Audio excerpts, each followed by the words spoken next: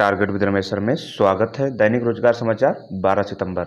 JEE advance R K शिशिर ने किया top, cut off कम, 4 सालों में कट ऑफ कम। कोरम के अभाव में फंसी 4163 शिक्षकों की भर्ती, यही यूपी टीजीटी पीजीटी। इंटरव्यू की वीडियोग्राफी के लिए अड़े छात्र, असिस्टेंट प्रोफेसर भर्ती अपडेट। शिक्षा मित्रों की 40,000 मानदेय की मांग और यूपी लेखपाल परीक्षा कट ऑफ। इन सभी महत्वपूर्ण खबरों को हम डिटेल से जानेंगे। उससे पहले अगर चैनल पर नए हो तो चैनल को सब्सक्राइब कर लें, बेल आइकन ऑल पे प्रेस कर लें और वीडियो को लाइक शेयर जरूर कर दें। आइए सभी महत्वपूर्ण खबरों को हम लोग डिटेल पे जान लेते हैं। पहली और सबसे महत्वपूर्ण खबर यह है कि जेई एडवांस 4 सालों में सभी श्रेणियों में सबसे कम कट ऑफ रही है। बेंगलुरु के शिशिर बने टॉपर। छात्राओं में दिल्ली जोन की तनिष्का शीर्ष पर। भारतीय प्रौद्योगिकी संस्थान की प्रवेश परीक्षा यानी जेई एडवांस के परिणाम रविवार को घोषित कर दिए गए। 4 साल की तुलना में इस बार पास होने के लिए न्यूनतम सफल अंक में कमी आई है। पिछले साल के मुकाबले पास प्रतिशत में भी गिरावट आई है। इस साल उत्तीर्ण 26.17 हैं, जो पिछले साल के 29.54% से करीब 3.37% कम है। बॉम्बे जोन के आरके शिशिर ने देश में शीर्ष स्थान हासिल किया है। 17 वर्षीय शिशिर कर्नाटक कॉमन एंट्रेंस टेस्ट में फार्मेसी टॉपर भी थे। उन्हें 360 में से 314 अंक मिले थे। वहीं छात्राओं में दिल्ली जोन की तनिष्का काबरा 277 अंकों के साथ शीर्ष स्थान पर रही। अखिल भारतीय स्तर पर उनकी रैंक 16वीं है।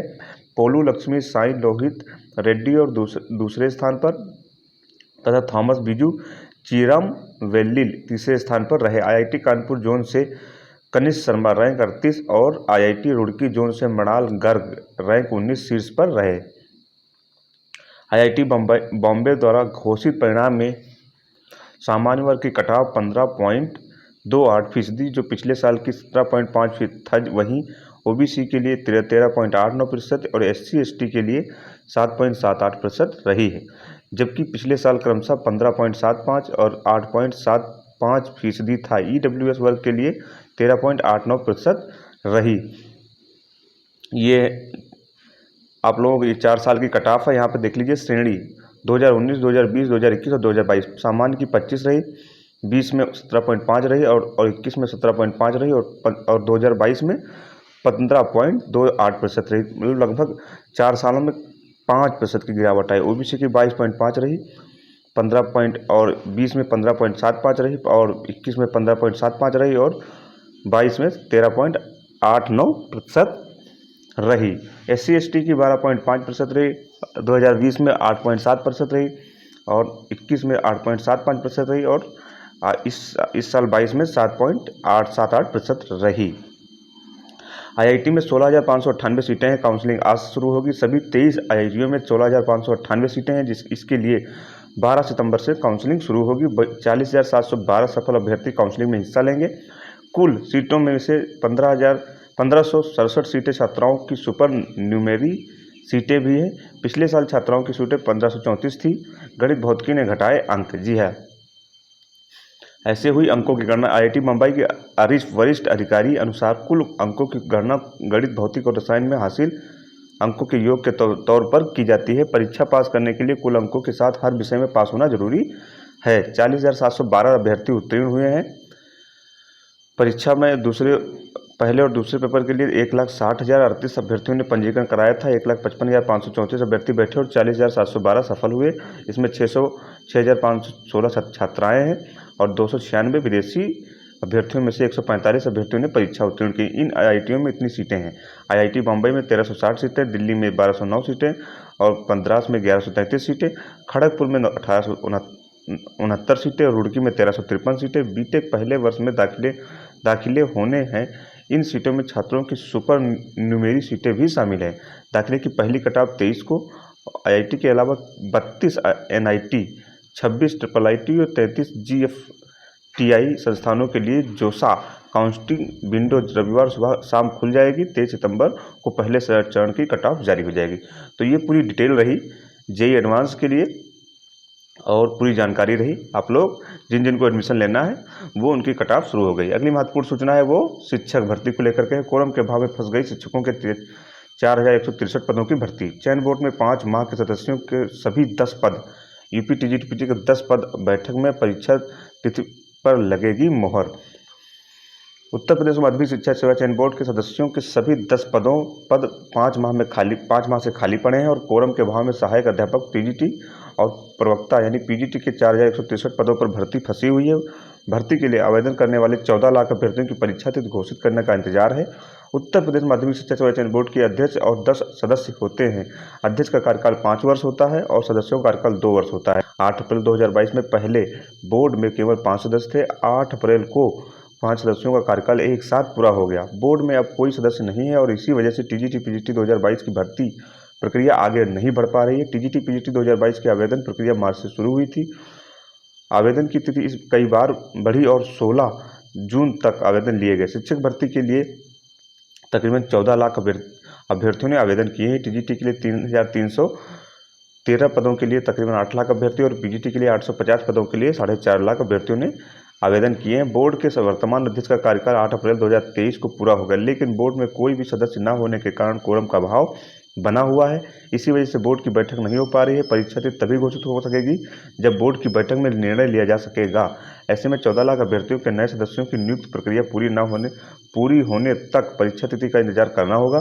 वहीं कुछ दिन पहले प्रतियोगी मोर्चा के सदस्यों ने परीक्षा तिथि को लेकर बोर्ड के अध्यक्ष को ज्ञापन सौंपा था। तब उन्होंने आश्वासन दिया था कि परीक्षा तिथि के लिए बारे में परीक्षा के आयोजन 60 दिन पूर्व जानकारी दे दी जाएगी। प्रतियोगी मोर्चा के अध्यक्ष विक्की खान का कहना है कि सरकार अतिशीघ्र बोर्ड के सदस्यों की नियुक्ति करे ताकि बोर्ड का संचालन सुचारू रूप से हो सके और सही समय पर परीक्षा कराई जा सके।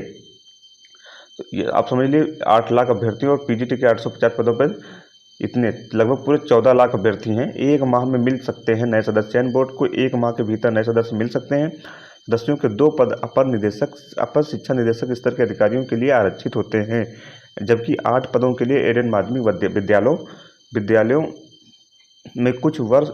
विद्यालयों में 10 वर्ष तक प्रधानाचार्य का अनुभव रखने वाले और डिग्री कॉलेजों में 10 वर्ष तक एसोसिएट प्रोफेसर व प्रोफेसर का अनुभव रखने वाले अभ्यर्थी आवेदन कर सकते हैं। इन 8 पदों के लिए तकरीबन 850 आवेदन आए थे। संभावना जताई जा रही है, देखते हैं कब तक ये परीक्षा तिथि घोषित होती है। अगली महत्वपूर्ण सूचना है वो असिस्टेंट प्रोफेसर को लेकर के है। इंटरव्यू की वीडियोग्राफी के लिए अड़े हैं छात्र। प्रदेश के शासकीय सहायता प्राप्त महाविद्यालयों में असिस्टेंट प्रोफेसर भर्ती में भ्रष्टाचार के आरोप लगा रहे अभ्यर्थी चाहते हैं कि इंटरव्यू की परीक्षा की वीडियोग्राफी कराई जाए। साथ ही परीक्षा की आयोजन सरकारी एवं स्तरीय विद्यालयों में कराया जाए। इसके लिए अभ्यर्थियों में सोशल मीडिया पर अभियान छेड़ रखा है। शासकीय महाविद्यालयों में विज्ञापन संख्या 50 के तहत असिस्टेंट प्रोफेसर के 2002 पदों की भर्ती के लिए आयोजित परीक्षा के परिणाम को लेकर अभ्यर्थी लगातार सवाल उठा रहे हैं। उनका कहना है कि कई विषयों में अभ्यर्थियों को इतने अधिक अंक मिल गए हैं जितने अंक किसी विशेषज्ञ को मिलने भी मुश्किल हो जाते हैं। क्रम से बैठे अभ्यर्थियों के अंकों से भी ज़्यादा अंतर नहीं है। इन दिनों विज्ञापन संख्या 51 के तहत 986 पदों पर भर्ती प्रक्रिया चल रही है। आवेदन की प्रक्रिया पूरी हो चुकी है और आयोग जल्द ही परीक्षा तिथि घोषित करने वाला है। ऐसे में भ्रष्टाचार का आरोप लगाने वाले छात्रों की पहली मांग और सुझाव यही है कि रोल नंबर का आवंटन रजिस्ट्रेशन क्रम के आधार पर न किया जाए। प्रतियोगी छात्र यह भी चाहते हैं कि प्रत्येक परीक्षा केंद्र पर एक आंतरिक परीक्षक के साथ एक बाह्य परीक्षक की भी तैनाती की जाए, जिससे जिलाधिकारी की ओर से अनुमोदित किया जाए। साक्षात्कार प्रक्रिया की वीडियो रिकॉर्डिंग कराई जाए। अभ्यर्थियों ने यह मांग भी की है कि प्रवेश पत्र परीक्षा तिथि से 2 सप्ताह पहले भी जारी किए जाएं। तो ये रही पिछले परिणाम को लेकर के असिस्टेंट प्रोफेसर के पिछले परिणाम को लेकर के छात्र आंदोलन भी कर रहे हैं और जो आयोग है उसको भी घेराव कर रहे हैं और अपनी बात सोशल मीडिया के माध्यम से भी रख रहे हैं। अगली महत्वपूर्ण सूचना है वो है नीट में झांसी की टॉपर बनी आकाश बाइजू की प्रियल जैन। शिक्षा मित्रों ने की अगली महत्वपूर्ण सूचना है शिक्षा मित्रों ने की 40,000 मानदेय की मांग। जी हम प्राथमिक शिक्षक संघ के प्रतिनिधि मंडल ने रविवार को मुख्यमंत्री केशव प्रसाद मौर्य से मुलाकात कर मांग पत्र सौंपा। शिक्षा मित्रों के 62 वर्ष आयु तक स्थायी कर उनकी पूरे 12 महीने 40,000 रुपये प्रति माह वेतनमान निर्धारित करने और महिला शिक्षा मित्रों को उनकी ससुराल के निकट के विद्यालयों में स्थानांतरित करने एवं पुरुष शिक्षा मित्रों को मूल विद्यालय में वापसी के लिए एक अवसर और देने की मांग कही है। तो ये रही आप लोगों की महत्वपूर्ण खबरें जो विभिन्न रोजगार। और एक और महत्वपूर्ण खबर है यूपी लेखपाल की परीक्षा को, यूपी लेखपाल परीक्षा की कट ऑफ को लेकर के। तो हम लोग जान लेते हैं कि यूपी लेखपाल परीक्षा की जो कट ऑफ अब बन रही है लेटेस्ट सूचना के अनुसार, वो मैं आपको बता देता हूँ। जनरल की 78 जा सकती है, जी हाँ, जनरल की 78 जा सकती है, ओबीसी की 75.5 जा सकती है, और ईडब्ल्यूएस की 75, और गर्ल्स की 70.74, और एससी की 70 और एसटी की 66। ये कट ऑफ जा सकती है। अप्रॉक्स एक नंबर या 2 नंबर इधर ऊपर नीचे हो सकते हैं।